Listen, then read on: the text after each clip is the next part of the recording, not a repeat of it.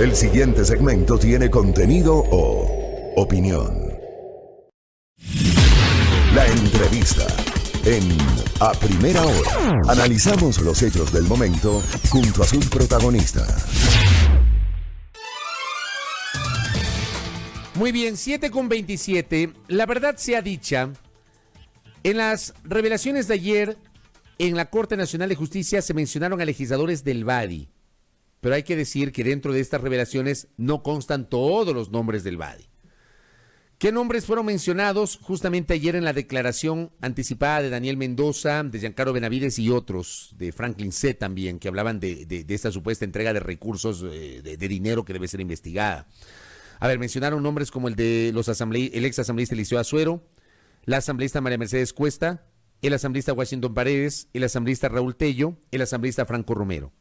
Son los nombres que se mencionaron ayer. Vale decirlo, no son todos los del BADI. Por ejemplo, no mencionaron en ese testimonio a los legisladores Freddy Alarcón, Fernando Burbano y Rosa Verde Soto, que también forman parte del BADI. Me parece a mí que entonces, una vez más, no caigamos en la generalización, particularicemos los hechos. Siempre es importante particularizar y no caer en la generalización. Pero sigamos en la tónica porque, a ver, sigamos hablando de los temas legislativos. ¿Qué uno puede esperar de la Asamblea y de nuestros políticos cuando tenemos personajes que supuestamente incumplen con el mandato constitucional de legislar y fiscalizar y resulta que llegan al poder político o buscan el poder político para delinquir? Insisto, esto debe ser investigado.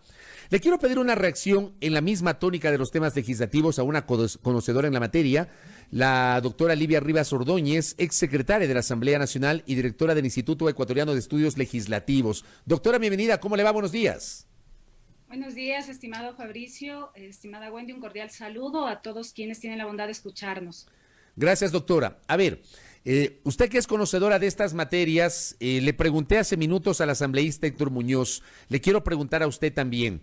Hay una delgadísima línea, decía Héctor Muñoz, entre esto de gestionar cargos públicos o sugerir nombramientos públicos, que no es lo mismo, pero Héctor Muñoz decía, para mí es lo mismo, decía él. ¿Cómo diferenciamos la gestión de los cargos públicos, que está prohibida por la Constitución, de este concepto que se ha acuñado en los últimos tiempos, que el asambleísta puede sugerir a la autoridad del Ejecutivo en la provincia porque conoce la naturaleza de lo que está ocurriendo justamente en su provincia? ¿Cómo le suena a usted eso, doctora, y apelo a su experiencia legislativa? Bueno, personalmente en ese tema particular, yo creo que hay que tener mucho cuidado con esa delgada línea que se puede llegar a cruzar. Me parece que la gestión del asambleísta tiene que estar exclusivamente enfocada en cumplir aquellas funciones que están establecidas en la Constitución y en la ley. Y de hecho, cruzar esa línea puede implicar que incurra en una de las prohibiciones establecidas en la Constitución que va a determinar la pérdida de la calidad de asambleísta. Me parece particularmente que el asambleísta tiene que cumplir otro rol, enfocarse exclusivamente en lo que tenga que ver legislar y fiscalizar y dejar este tema de los cargos públicos que son de competencia exclusiva del Ejecutivo, para que sobre la base de encontrar los mejores perfiles en el área de competencia de la administración pública se escojan los cargos, ya sean en las provincias, ya sean en los cantones. Pero me parece particularmente, y esta es mi postura personal, el asambleísta no está para cumplir ese rol, sino exclusivamente legislar y fiscalizar. Yo estoy totalmente de acuerdo con usted, coincido plenamente con usted. Para mí, o sea, esto no admite discusión y no se le puede pretender matizar. O sea, la propia Constitución establece que el asambleísta debe legislar y fiscalizar, pare de contar. O sea, no es el mismo escenario anterior al 98 que lo citaba hace minutos, cuando el diputado de la República manejaba hasta recursos públicos, partidas extrapresupuestarias, se peleaban a dentelladas por integrar la Comisión de Presupuesto, hacían obras en los cantones, ahí aparecían las canchas de uso múltiple que decían con el letrero, obra gestionada por el diputado fulano de tal, que era una práctica de los 80s, de los 90s, muy recurrente, hasta que en el 98 se reformó la Constitución en la Asamblea de Sangolquí y se eliminó esa posibilidad luego de que apareció la red Peñaranda. Pero, por ejemplo, a mí, doctora Livia Rivas, me escandaliza el hecho de leer que una autoridad de un nivel jerárquico muy alto, el director del Servicio Nacional de Contratación de Obras, SECOP, designado mediante un decreto ejecutivo que lo suscribe el presidente de la República, supuestamente es cuota de un legislador. ¿Cómo entender eso, doctora? No, definitivamente a todos nos escandaliza y yo creo que un reto sumamente grande que tiene la próxima asamblea en el proceso electoral que se avecina es en primer lugar recuperar la imagen tan debilitada que tiene actualmente la Asamblea Nacional, fruto de estos actos de corrupción que se han ido descubriendo al interior de la asamblea. Ahora bien, yo coincido con usted que no es posible generalizar y señalar que los 137 asambleístas son corruptos. Me parece que eso es algo que no se debe caer en ese tipo de afirmaciones tan generalizadas. Que sí se han podido señalar a lo largo de este periodo legislativo casos puntuales, pues sí, y eso ha inclusive llevado a los legisladores a que en las reformas a la Ley Orgánica de la Función Legislativa se reforme lo relativo a las faltas que estaban previstas en la actual ley, aumentar el número de faltas administrativas, reformar el tema de las sanciones e inclusive crear este comité de ética que si se llegan a aprobar las reformas en el transcurso de estos días, implicará que antes de que termine este periodo legislativo ya se conforme un comité de ética que reemplazará actualmente este comité, esta comisión multipartidista que se suele armar para analizar la conducta de los legisladores. Entonces, yo sí creo que es importante estas reformas que se pretenden realizar al interior de la función legislativa. Es un proceso de autodepuración interna, si se podría decir así, que ha llevado a que la Asamblea Nacional lastimosamente tenga al momento cifras que realmente en todo este periodo legislativo, desde la aprobación de la Constitución, no ha tenido. Por lo general han sido los periodos de los asambleístas suelen terminar con 40, 45%, y en este periodo legislativo es triste ver las cifras con las que va a concluir la labor los asambleístas que actualmente están en funciones. Claro que sí. A ver, y usted decía en una de las respuestas anteriores y tocaba un tema muy interesante. La necesidad de formar a los futuros legisladores. Estamos a puertas de una campaña electoral. Yo ayer en el programa de la tarde, mi programa digital de la tarde, junto a mi compañero José Antonio Sánchez, reflexionaba sobre el hecho, a propósito de este tema, que hay políticos que desnaturalizan justamente el rol de legislador. Por ejemplo, en la provincia de Los Ríos, y esto fue viral en los últimos días, lo publicó el portal La Historia, yo lo repliqué en mi cuenta Twitter, una candidata a asambleísta ofreciendo créditos de $1,000 millones al 1%. Entiendo que esa candidata responde a una orientación política de un candidato presidencial. Me imagino yo que esa es una propuesta del candidato presidencial, pero la pone dentro de su propuesta de campaña para llegar a la asamblea. O sea, no se entiende el rol de los asambleístas y por eso la importancia de formar a los futuros legisladores.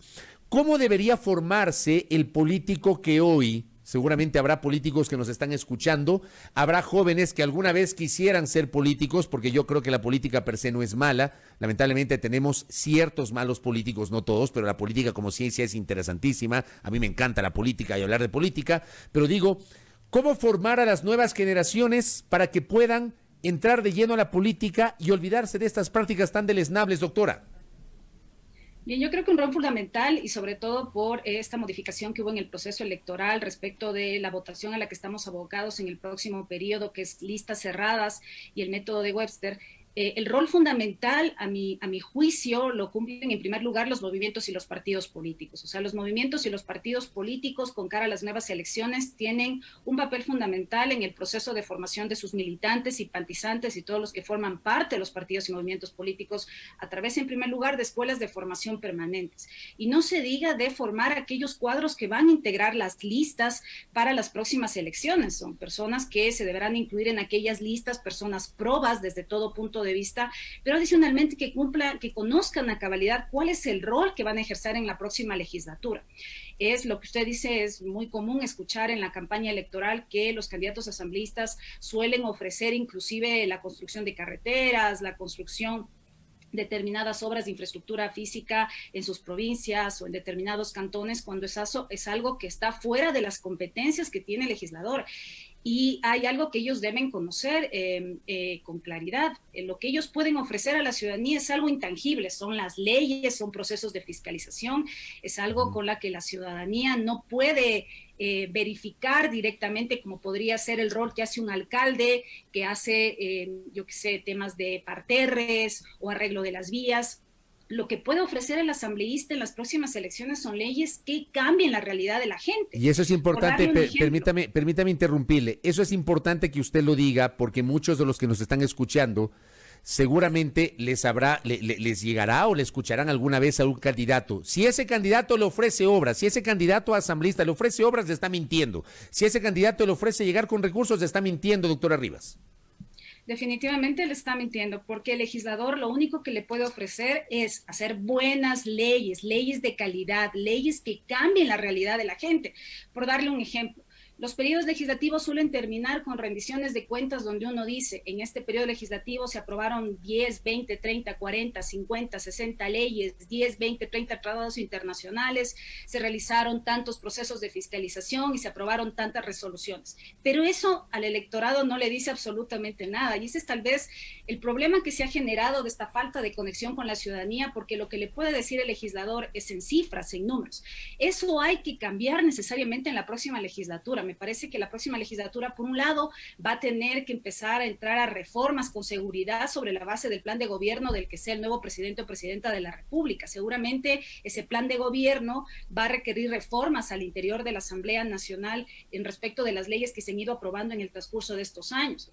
Pero la ciudadanía ya lo que quiere ver es que esas leyes efectivamente cumplan la finalidad para la que fueron dictadas, o sea, que cambien su realidad. Lo ideal sería que en una próxima legislatura los resultados sean, con estas leyes incrementamos el número de personas que están en una relación de dependencia formal, hemos cambiado la vida de los ecuatorianos de tal manera, se ha conseguido que el Estado recupere tal cantidad de dinero como fruto de las reformas que hemos realizado para combatir la corrupción, la administración de justicia se ha cambiado de tal manera, o se ha mejorado fruto de esas reformas que se han implementado. O sea, tenemos que empezar a cambiar la forma de ver la legislatura, porque lastimosamente la legislatura no conecta a la ciudadanía, a tal punto que ahora muchas personas dicen debería desaparecer, lo cual es desconocer la estructura democrática del Estado en que actualmente vivimos, un Estado republicano democrático donde tienen que existir todas las funciones del Estado. Pero adicionalmente plantean, por otro lado, reducir el número de asambleístas, porque no se sienten totalmente representados. Yo particularmente creo... Eso le iba a preguntar, perdón que le interrumpa, justo una pregunta que nos llegó. Si cabe o no pensar en la reducción del número de asambleístas, que implicaría además una modificación a la Constitución. O sea, no basta con decir, aprobar una ley y decir se reduce el número de asambleístas. Hay que reformar la Constitución en ese sentido. Pero ¿conviene o no, doctora? Bueno, particularmente en ese tema nosotros tenemos actualmente que en la Asamblea, todos conocemos, está tramitando este proyecto de reformas constitucionales donde este comité cívico plantea reducir el número de asambleístas, ¿no es cierto? Bajo una fórmula que lo que hace es actualmente, en lugar de que existan 2 asambleístas por cada provincia, baje a un asambleísta por cada provincia y se incremente uno más por cada 200,000 habitantes o fracción que supere los 150,000. Pero si nosotros tomamos esos cálculos con la base de la población que existe actualmente y lo comparamos con lo que existe actualmente en la Asamblea Nacional, con los 137 asambleístas. Adicionalmente plantea la reducción del número de asambleístas en representación de los migrantes, que fue un tema del constituyente de Montecristi, que planteó la inclusión de 3 circunscripciones territoriales por el exterior, en total 6 asambleístas. Vamos a ver que la Asamblea se va a reducir, pero particularmente considero que quienes van a verse afectados con esa fórmula que plantea esta reforma constitucional son las poblaciones, son las provincias con las poblaciones más pequeñas, porque las provincias más grandes como son Pichincha, Guayas, Manabí y en cuarto lugar tenemos Los Ríos, pues obviamente no se van a ver tan afectadas porque se reduciría un asambleísta, pero en el resto de las provincias sí, en las más pequeñas su porcentaje de representación se reduce. Y es algo que nosotros tenemos que reconocer. No es lo mismo hablar en representación a nivel nacional, como lo hacen personas que yo que sé, o representantes de la provincia de Pichincha que conocen una realidad, que hablar por provincias más pequeñas como Sucumbíos, Orellana. Entonces, todo eso es algo que sí hay que considerar. No es un tema de coger y poner un número al azar. Creo que hay que considerar, si es que se desea reducir efectivamente el número de asambleístas, hay que encontrar una fórmula de cálculo que no afecte la representación de las provincias más pequeñas del Ecuador. Y hay que considerar también que el número de asambleístas que existen se ha ido incrementando en el transcurso del tiempo, pero fruto del incremento de la población también. Mira que en 1979, cuando regresamos a la democracia, existían 69 miembros de la Cámara Nacional de Representantes. Se han ido incrementando en el transcurso del tiempo, de 69 a 71, a 72, a 100, a 124, hasta 137. Pero hay algo que también hay que destacar cuando se habla, a grosso modo, de reducir por reducir el número de asambleístas. A lo largo del transcurso de la vida republicana del país desde 1979, también la representación de las mujeres se ha ido incrementando. O sea, pasamos de una Cámara Nacional de Representantes donde existían 0 representación femenina a una Asamblea Nacional actualmente con 137 asambleístas donde existen 56 mujeres. Obviamente todavía no se llega al 50% de representación hombres y mujeres, pero se ha ido incrementando. Entonces, reducir también el número de asambleístas implica también afectar a esa representación que se ha ido consiguiendo con el transcurso del tiempo. Ese es mi particular criterio, estimado Fabricio. Correcto, doctora. En el Instituto Ecuatoriano de Estudios Legislativos, ustedes ya están formando jóvenes que podrían eventualmente, con ese conocimiento del manejo legislativo, aspirar a ser candidatos y eventualmente llegar a ser los futuros asambleístas. Gracias, estimado Fabricio, por esta pregunta. Le comento que desde el Instituto Ecuatoriano de Estudios Legislativos, que es una organización sin fines de lucro que nació en el año 2019, pues se hizo una convocatoria abierta a la ciudadanía con la finalidad de medir el interés de conocer y formarse en temas parlamentarios y de técnica legislativa. Y fue una sorpresa porque originalmente nosotros habíamos ofertado 100 becas completas para quienes les interese formarse en este ámbito con cara a la integración de la nueva Asamblea Nacional. Y nuestra sorpresa fue recibir que la ciudadanía estaba sumamente interesada y llegamos a tener inscripciones de más de 400 personas. Y en esa línea, y como el afán del Instituto Ecuatoriano de Estudios Legislativos es servir a la ciudadanía y formarle para que no llegue al cargo sin tener una noción de lo que les corresponde realizar al interior de la función legislativa, ampliamos a 300 becas. Es decir, 300 becas con las que ciudadanos, entre los que se encuentran alrededor de 44 candidatos asambleístas, 30 asesores parlamentarios, comunicadores sociales y sociedad civil en general, se van a formar en materias que son indispensables para conocer cuál es, por un lado, la función de aquellos que lleguen a ser efectivamente designados asambleístas, pero también es importante formar a la ciudadanía. No es un proceso que está orientado exclusivamente para aquellos que van a ejercer el cargo de asambleístas o asesores de asambleístas. El tema es que la ciudadanía también tiene que dar una lectura adecuada de lo que pasa al interior de la Asamblea Nacional y también ser actores y corresponsables de lo que pasa en la medida de que a través del proceso de participación ciudadana influimos en la construcción de las leyes. Pero para influir en la construcción de las leyes tenemos que saber cómo se hacen las leyes, en qué momento puedo participar, cómo lo puedo hacer, cómo debería yo hacer llegar mis observaciones, cómo se redactan las normas, porque hay otro problema también que es algo que a veces suele suceder. La ciudadanía le dice al asambleísta: quiero empleo, quiero mejorar la situación económica del país, pero no le dice cómo. El cómo implica un proceso de evaluación ex ante, que es verificar cómo está la línea base de la situación del país, ver qué normas existen, ver si han funcionado, si no han funcionado, qué alternativas tengo, si efectivamente hay que aprobar una ley o puede ser la adopción de una política pública. El cómo es complicado para el legislador cuando llegue en funciones. ¿Cómo hago lo que me pide la ciudadanía? Entonces, la ciudadanía también tiene que ser copartícipe, generadora de ideas de cómo empezar a solucionar los grandes problemas que tiene el país. Correcto, doctora. Me parece muy valioso, muy interesante, sobre todo en el contexto que estamos viviendo hoy, que es la precampaña electoral. Y ojalá que las nuevas generaciones de políticos se formen y entiendan cómo se maneja la legislatura. Créame, y perdón la inmodestia, pero a mí me ha costado 2 décadas, justamente por mi condición de periodista y particularmente periodista legislativo, de conocer la lógica del funcionamiento del Parlamento. El periodismo me dio la oportunidad de cubrir 2 asambleas constituyentes, el Congreso desde el año 95 hasta la fecha, pero hay políticos que están sentados ahí que, créanme, no tienen idea de cuáles son las atribuciones, una cosa de locos. Por eso la importancia justamente de formarse. Gracias, doctora, por el tiempo. Que tenga un buen día.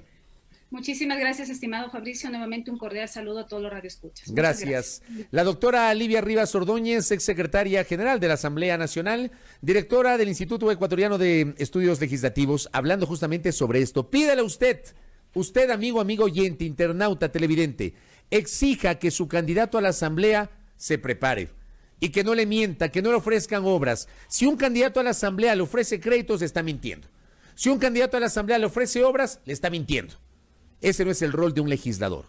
O sea, también depende de nosotros empoderarnos y exigir que tengan la bondad de por lo menos manejar con seriedad la campaña y que no le engañen al país, no le metan gato por liebre al elector. Por eso la importancia de estos diálogos. 7:46 en A Primera Hora.